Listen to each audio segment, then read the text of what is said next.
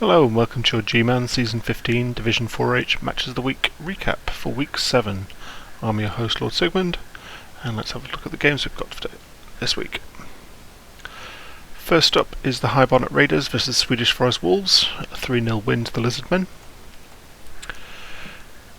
Bit of an unfortunate result as far as I'm concerned. I was hoping the High Bonnet Raiders would lose and stop them chasing me at the top of the table, but here we are. So the Necromantics chose to receive, but the Lizards got a perfect defence. The Necros cage up on the line of scrimmage, but don't close the cage on one corner and underestimate the speed of Sauruses, who run round and blitz the ball carrier, injuring him on the first Lizard turn. Luckily for Gimlick, it regenerated. The Necromantics managed to retrieve it, but run it into the Lizard half on an unprotected ghoul, which promptly gets sacked. The Lizard men get the ball back and run it down the field on turn 3, well away from any Necromantic player, and stall it out till turn 6, before going 1-0 up. Pouring rain on the next drive, and Gimlick sends both balls forward to give himself a scoring opportunity on turn 8. And which leads into our play of the game for game 1. So they dodge away a white from the Croxica to provide support for a 1-die block from the zombie on the front of the screen that the Lizardmen have put up. They luckily get the POW before moving other players up, and then they move the ball carrier ghoul up to hand off to the werewolf who's waiting for the ball. It's a 3+ catch, and they have to use the reroll to get that. But with it, they manage to blitz the skink, who is in the back, and they need a knockdown here because that skink has diving tackle. Frenzy push, but then they get the POW needed. And run forward for the touchdown to equalise. But the tripwire on the end zone means that they're just narrowly stopped. It was an excellent play, they got some excellent luck there, and it was just the luck didn't hold out for the last roll, unfortunately. Second half, it was still raining, and the Lizards run the ball down one flank with minimal opposition and score on turn 12, going 2-0 up. The Lizards kick the ball right into the Necromantic end zone next. The Necromantics retrieve it, but a turn 13 turnover before moving the ball carrier leaves it stranded at the wrong end of the pitch with no friends, and the Lizardmen start racking up the removals to even out the player numbers. The start of Necromantic turn 14 sees 7 players on both teams, and Gimlet makes a desperate run and pass with the ball carrier to a white in a scoring position, but he fails the 4+ pass, ending the turn. With some very lucky rolls, the Lizards are able to pick it up themselves on a 4+, and with the help of a go for it, they make a 5+ pass and a 4+ catch to get the ball down to the Necro end of the pitch for a turn 16 touchdown, ending the game 3-0 to the Lizards. I predicted this one correctly, but it's still unfortunate for me. I wish the Necromantics managed to do better here. As you can see in the statistics, their ball possession was not very high. Nice injuries inflicted on both sides though for a bit of skill points there. Next up we have King Kill's Apocalypse to Death Chaos team versus the Patchy Pack, the Lovely Fools Necromantic team. This was a 1-0 win for the Chaos. A bit of an upset as far as I'm concerned.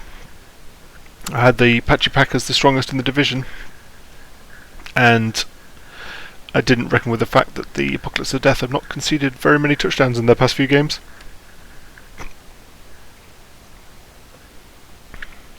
So it's an incorrect prediction for me here. The Necromantics induced a Babe and a Wizard.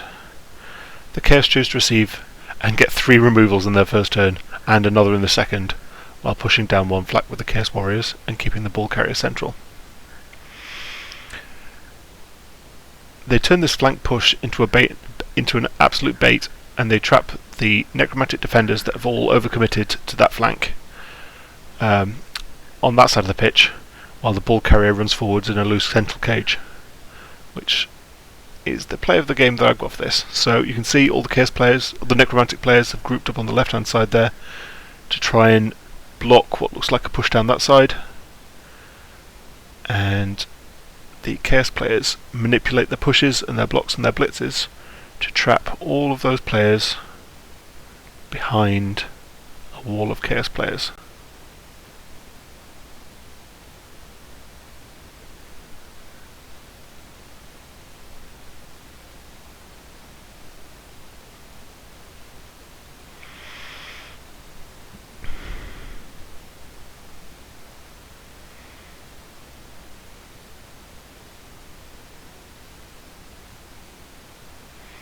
before forming a loose cage that they can shove the ball carrier behind. So excellent positioning there, excellent positioning. The Necromantics start turn 3 with their 7 players, all based up behind the Chaos defenders, and rather than choosing to try and put pressure on the ball carrier, they blitz one of the based up players on the left hand side, and the Chaos are able to move into a stalling position on turn 4. Though, unfortunately, they stall for too long, and a quad skull block on turn 7 leads to the Necromantics lightning bolting the ball carrier and retrieving the ball on their turn 7. The Chaos managed to sack the Necromantic ball carrier again on turn 8, but bad luck and prioritising blocking over scoring leads to the ball scattering onto and being caught by the Chaos player who'd already moved, ending the first half 0-0. Both teams have 10 men going into the second half, and the Necromantic School fails its turn 9 and 10 pickups, while everyone else just keeps fighting on the line of scrimmage. And the Necromantics have 6 players left by turn 12, when they finally manage to pick up the ball and hand it off to a Wolf to run to midfield. Though the Chaos get the sack and retrieve on turn 13, which the Necros repair on turn 14 with a bit back and forth. But with only 5 players left on the pitch, they're unable to stop the Chaos team getting the ball down the pitch for a turn 16 touchdown to win the game 1-0. Like I said before, I incorrectly predicted this one. I thought the Necromantic team would get it, but the Chaos put up a very, very good showing. Next up, we've got the Sewer Kings versus Chaos Black Nightmares. Cranky Goblin Skaven versus Michaelis' Chaos team. This is a 2-2 draw. Correct prediction from me. The Skaven induced a wizard and a babe and chose to kick. The Chaos got the ball and cage upon a flank on turn 2 with 6 players. In response, the Rats fireball it, but only managed to knock out one and knock down another. The ball carrier is left on its feet, though now it's vulnerable from one side, and the Rats sack it. The ball scatters back, and the Rats fail to pick up, but not before surrounding the ball and having it marked by 3 players. So, it didn't lead to a lot, but this was my play of the game, I think. The way that they managed to take a opportunity, even though the fireball didn't do a great job. You can see the fireball knocks down, KOs one player at the front, and knocks the other front player down too, leaving the ball carrier vulnerable for the Rats to come round and do something with it.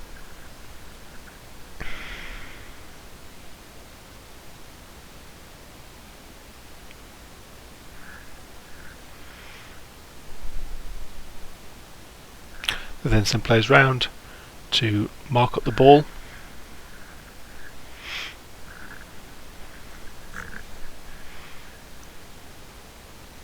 The Rat speed doing wonders for them.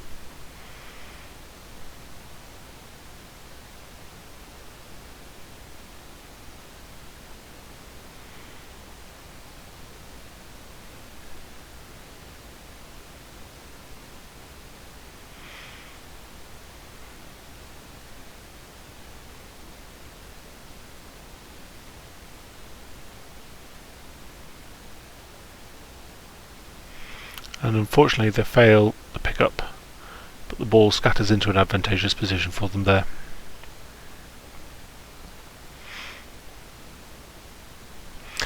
Unfortunately for them, it doesn't stop the Chaos team from pushing the markers off the ball and retrieving the ball on turn 4. Then a Rat turnover from a failed gutter runner dodge lets them run it down the field with some support on turn 5 and score the first touchdown on turn 6, going 1-0 up. On their turn 6, the Rats leave their movement 10 gutter runner 1 square into the Chaos half, and I don't think the Chaos team quite noticed the threat. So on turn 7, a handoff and 2 go for it equalise the score, and we go into the second half at 1-1. In the second half, the Rats cage the ball up this time, rather than using handoff play, and score again on turn 11. But by then they only have 8 players left, and the Chaos have 11 men and 6 turns to try and win. The Rats get a blitz, but don't really do anything with it, and the Chaos make a loose cage with the ball in the middle of their half. The Rats are fast though, and they get behind the cage, making a power on a 1-die blitz with a wrestler to free it, and then retrieve the ball on turn 12. It's not defended though, and the Chaos usually get the return sack and retrieval on their turn. Another failed gutter runner dodge lets the Chaos get the ball down the field and caged up on the line of scrimmage. And another failed gutter runner dodge on turn 15 puts the nail in the coffin of the Rat defence, and the Chaos team equalise on their turn 15. The Skaven one-turn attempt for the win is then foiled by a Chaos Blitz on the next kickoff, and the game ends 2-2. I actually correctly predicted this one. The Sewer Kings did very well last game, but the Chaos Black Nightmares did some very good positioning. So next up we have the Highwaymen vs Black Crate Buccaneers, Pylons High Elves vs Maiden Maniacs Dark Elves. A 2-2 draw. Bit of an upset here. I expected the Black Creek Buccaneers to win this one, but they seem to have worse records against fast teams, and the Highwaymen are definitely a fast team with their movement 8 catches.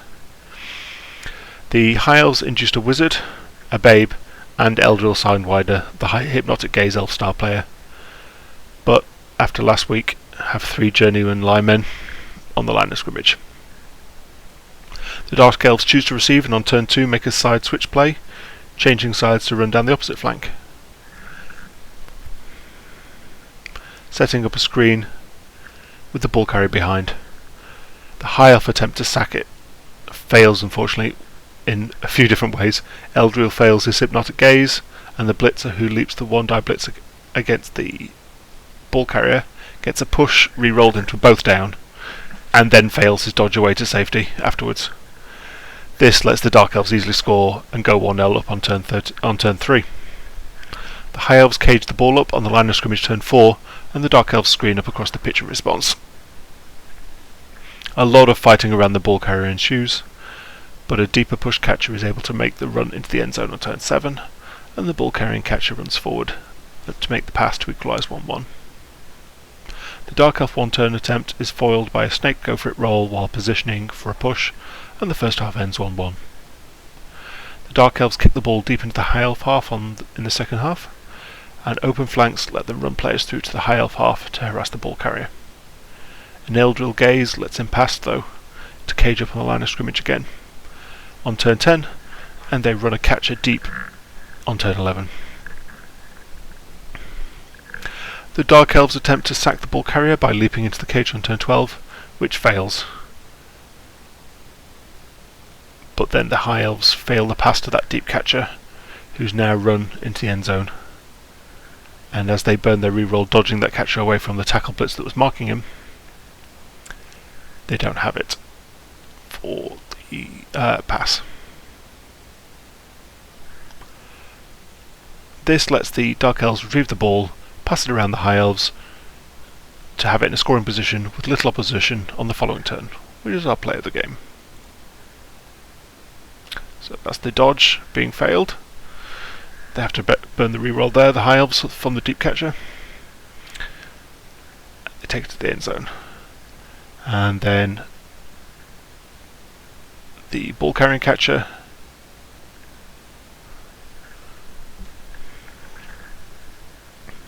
then runs forward to try and make the touchdown pass. And they roll the 1 with no reroll left. The Dark Elves take opportunity of this straight away.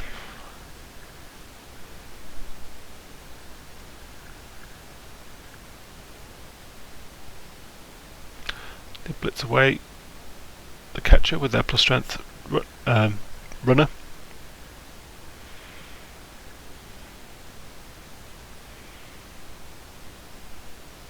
Make the pickup, run it around, and make a long pass down the pitch to another awaiting blitzer. Still only a 4+. And then this consolidate the position at this end of the pitch. That thrower there was the one who'd passed it forward to the cage on the previous turn.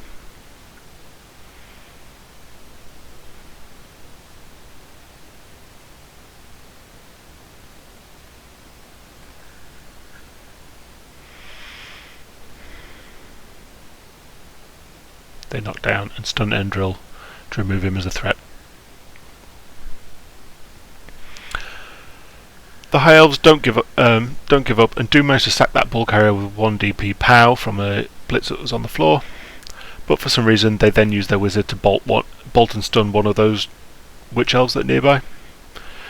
The other Witch Elf and a blitzer are able to retrieve and go and score through, though on their turn 13, so the wizard felt a bit wasted there, and the Dark Elves go up 2-1.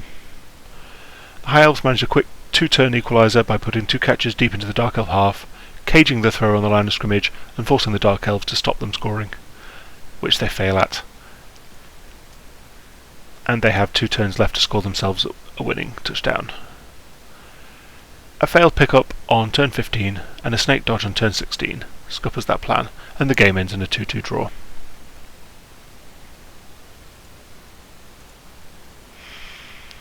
Next up we have Agori's Warriors, Masisali's Orc team versus the Ulfraganga's Zumnig's Norse team. This is a 2-0 win to the Agori's Warriors.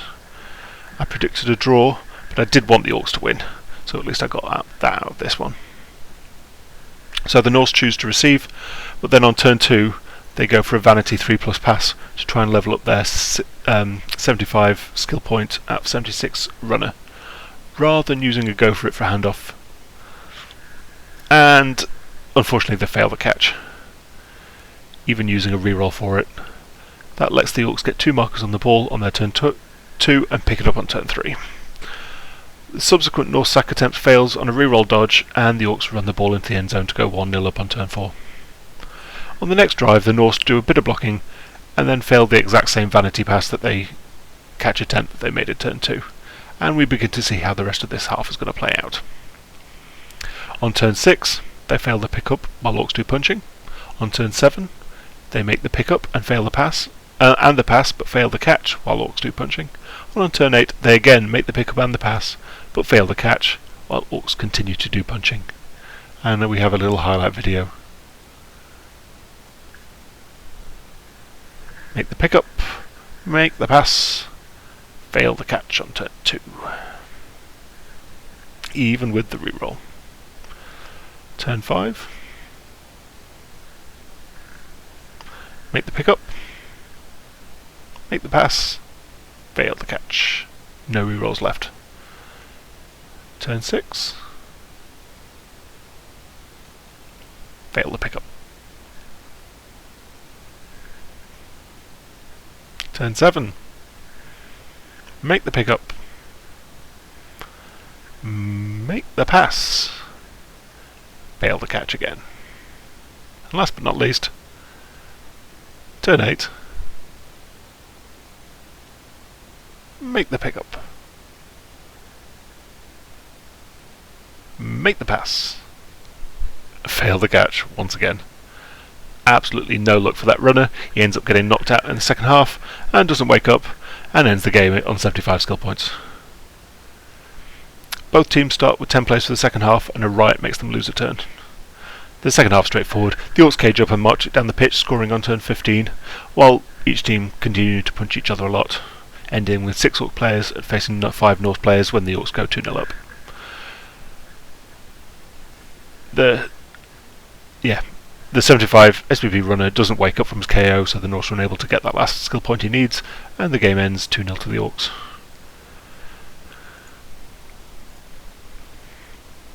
Next up, Awaxter's Jurassic Spark Lizardman team versus the Emperor's Chosen Humans, coached by Masakre. A 2-1 win to the human team. A correct prediction for me again. Very low possession numbers, if we have a look. 25% ball possession by the Lizardmen, 6% by the winning human team. There were a lot of failed pickups, or instant blitzes and sacks in this game. The Lizards induce a wizard and a babe, and the humans choose to kick. The Lizards do some punching, then fail their turn 1 pickup, managing to get it on turn 2, but the humans have run their plus strength blitzer around the lizard line on their first turn, and they use it to sack and injure the ball carrying skink on turn 2, and mark up the ball with the catcher. The Lizards respond on turn 3 by injuring that catcher and marking up the ball themselves. They then fail another pickup attempt on turn 4 before retrieving it and caging it up on turn 5. The humans' turn 5 is over as soon as it starts, as the first action after standing up players ends the turn with a snake go for it attempt. The Lizards run the ball down the pitch on turn 6, and the humans manage to sack the ball carrier on their turn 6, but burn a reroll dodging to do so, then turn over and another failed dodge straight after that. So the lizards get it back and move it to safety on turn 7 for a turn 8 touchdown. And we enter the second half with the lizards winning 1-0. The second half starts with a deep kick right to the back corner of the human half, and when the humans try to pick it up, it scatters off the pitch and is thrown forward right towards the lizard men. The lizard men mark it and pick it up on their turn. The humans get the sack on turn 11 and then throw the ball down the field to a catcher waiting in the lizard man half. That catcher gets sacked on the next turn, and the lizards use their wizard to hit 3 humans threatening the ball. Though only one's knocked down and the armor doesn't break. In a game where not a lot happens, this is our play of the game. Absolutely rubbish fireball. Too many fireballs being used in this week, I'm afraid. I want to see more lightning bolts. Useful lightning bolts. So the humans finally pick up the ball on turn 12 and score on turn 13 to equalise the match 1-1, leaving the lizards 4 turns to score for the win on the next drive. The humans get a perfect defence though, and just bully the lizard men down. They wrap around them, get behind them, and pick the ball up and score on turn 16 to end the game 2-1. Because the lizard men don't attempt a 1-turn touchdown at all. And last but not least, we've got the Bowie's Boys Pro Elf team versus the War Beasts. That's me versus Cthulhu Collector. So, correct prediction for me, but quite a fun game to watch. The Orcs induced a wizard, which they unfortunately forget to use for the whole game before the last turn. A Babe and Varagul Chewer to replace one of the missing Black Orcs, who was quite scary actually. They choose to receive and get a quick snap. They then pick up the ball, caged up at the back of their half, and start to march it forward. On their turn 2, the elves blitz a corner of the cage and mark up the ball carrier and the other cage corners before failing a dodge and plugging up one of the holes in the cage with the prone player. On the orc half, sidestep puts another prone elf right up against the orc ball carrier in the cage, who, after an orc failed block turnover, blitzes the carrier and scatters the ball into the arms of a waiting catcher on the other side of the cage. Thank you for Nerves of Steel there, making that a 3+ catch off the bounce rather than a 6+ catch. That catcher scores on turn 3 with the help of 2 go-for-its, and the elves go 1-0 up. The orc drive and response involves a lot of removed elf players, and we don't have the numbers to harass the advancing cage like we did in the first drive, with 4 badly hurt and 3 knocked out players by the end of the half. The orc turn 8 starts with the ball caged up on the line of scrimmage, and a black orc based up by a blodge step blitzer, screened by 2 other elves, 5 squares from the elf end zone. In spectacular fashion, this black orc scores an equalising turn 8 touchdown to end the first half 1-1. Let's watch how that happens. So you can see the ball is on the line of scrimmage and that lone black orc is in a scoring position. We have a blitz to make the path to him free.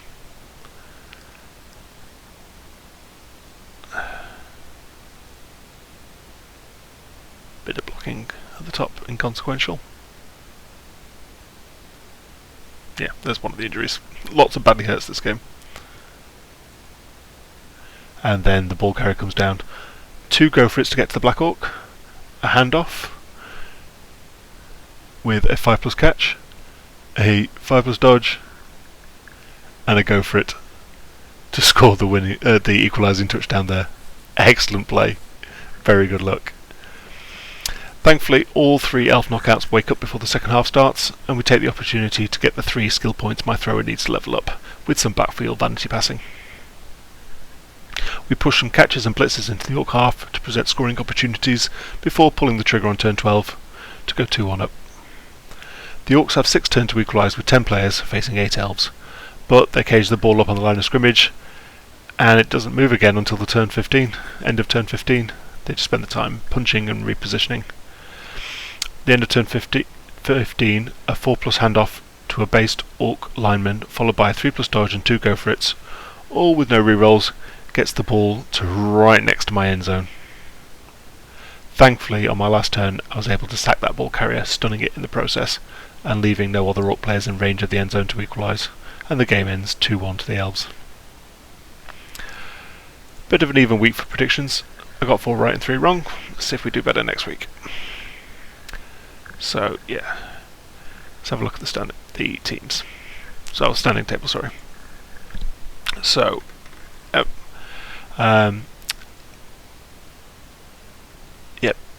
Here we are at the top.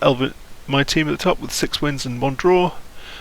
The High Barnet Raiders closely behind, only 1 point short with, 2 points short with 5 wins and 2 draws.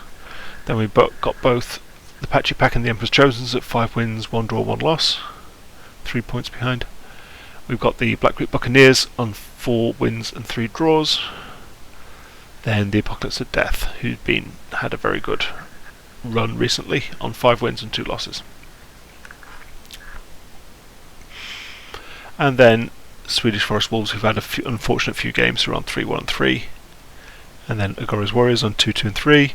The Sewer Kings and the Highwaymen on 1-2 and 4. Oh yeah, the Jurassic Sparks on 1-2 and 4 as well. The Ulfra Gangers on 1-1 and 5. The Chaos Black Nightmares on 0-2 and 5. And the Wild Beasts on 0-0 and 7 at the bottom there. So, teams. The Patchy Pack. Their newer wolf here, correctly spelled name, spelled incorrectly, gets dodged to go with this block from a casualty, but Star Wolf, Don't Hurt the Good Boy, loses a point of movement, injured by the Chaos team. No, yeah. The Chaos Black Nightmares, no skill ups or injuries for them this week. We still have a Chaos Warrior that's 1 point away, and 2 Beastmen that are 1 point away from levelling up there. Black Creek Buccaneers, Rigger Kyrian, the runner here, gets block from the MVP. Mate Rebels, the Roger Lyman down here, is missing the next game. The Ulfra Gangers, no skill up for them, but one of their Dauntless Fen linemen died. I'm not going to even try and pronounce the name. So bad luck there. High Barnet Raiders. This skink here, number 6, gets catch from a touchdown and a completion. No injuries for them this week. The Emperor's Chosen. This mutant lineman here, Detlef Fentelbury, gets sure hands after a touchdown to go with plus RG and plus movement on there. An ex-adventurer, kick lineman, he's missing this game. And this Eamon Geert, the Bloodstep Fencatcher here, loses a point of armour value to go with their lost movement already, and he's probably worth replacing at this point. 41 skill points is a lot to invest on an injured guy with no doubles or stat increases. Maybe when this rookie catcher gets a level or 2, pull the trigger on that one. No skills, no injuries for the Wobbies this week. Still got this Pelican here that needs 4 skill points to level up. It's the closest.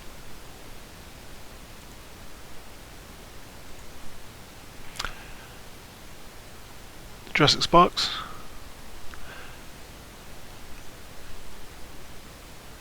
Galashi here, the rookie skink, gets sidestep from the MVP. No injuries for them. Still only 3 skinks on the team. Should probably look at buying another one there.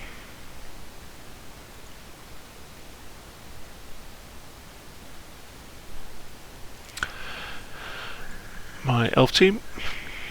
We got 3 vanity passes on our thrower, and he rolls a double 6, and I gave him strong arm.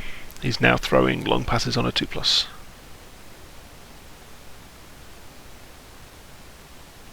No injuries, though I did get 5 badly hurts this week, so lots of lucky casualty rolls. Agori's Warriors. 2 Agori up here, the thrower picks up leader from a touchdown. Grimmar, their dodge tackle blitzer died after getting the MVP, unfortunately took that 5 skill points with him. And they have a new rookie Black Orc here after Gorfang Eat Legs. The previous rookie Black Orc there got minus movement. He's been replaced. Next we have the Highwaymen. The throw here, Richard Turpin 2, has got a skill up, but not been taken yet. He got 2 completions in the game to push him over the edge. I'll probably be looking to take dodge or block here, probably block. He's already got accurate and sure hands there. If he rolls a double, obviously I want strong arm, but apart from that, he's going to get some defensive skills on him there now. Sewer Kings. Violent Vinny here, the blitzer picks up, piling on to match his mate after getting the MVP this week. No injuries for them. King Kills Apocalypse of Death. No skill ups for them this week. But King Conquest 3, the rookie warrior up here, is niggled. And Beast 1, the Mighty Blow Claw Blitzer Beastman, has got jump up as well. He's missing this game. Considering these are my next week's opponents, I'm quite happy about seeing the back of those two. Last but not least, the Swedish Forest Wolves. Daisy Pusher, the rookie zombie, got a skill up from the MVP. He's not taken it though. I'd probably take Kick here. He's got a guard zombie, a wrestle zombie, and 2 dirty players already. Having Kick to go with your werewolves, I really like that. No injuries for them this week. So let's have a look at next week's lineup. So first up, High Barnet Raiders versus the Black Creek Buccaneers. I'm rooting for the Elves here. I need the High Barnet Raiders to lose a game, or at least get a draw, to hopefully give myself some breathing room at the top of the table. In fact, a draw between them might be just what the doctor ordered. Next up, the Chaos Black Nightmares with Ulfragangers. I think this one might be a draw. Maybe the Norse have a slight edge though. The Patchy Pack versus the Emperor's Chosen. Third place versus fourth place in the standings. This will be one to watch, I think. But I think the Necromantics are going to get the win. I think this week was just a blip for them. Swedish Forest Wolves versus the War Beasts. Another Necromantic win here. I don't think Thulakleck's going to pull something out, but I'd love to see it if it does happen. The Apocalypse of Death versus Bowie's Boyos, my matchup this week. I have to hope for another win for the Elves here. I'm betting on the lack of block and tackle serving me well, and the injured Chaos players can only help, I think. Plus all that claw he has on the team does absolutely nothing against me except maybe my blitzers. I have to hope that does something. I'm just scared of all the Mighty Blow, if I'm completely honest. Next up, the Sewer Kings versus the Jurassic Sparks. Lizardman win here, I think. The Lizards are almost as fast as the Skaven, but have the strength 4 that the Sewer Kings seem to struggle with. And last but not least, the Highwaymen versus the Ugoris Warriors. After their draw versus the Dark Elves this week, I think Pylon's High Elves will be able to take this one. So I'll give that one for the High Elves. That was week 7. And so, good luck for all your games in week 8 coming up.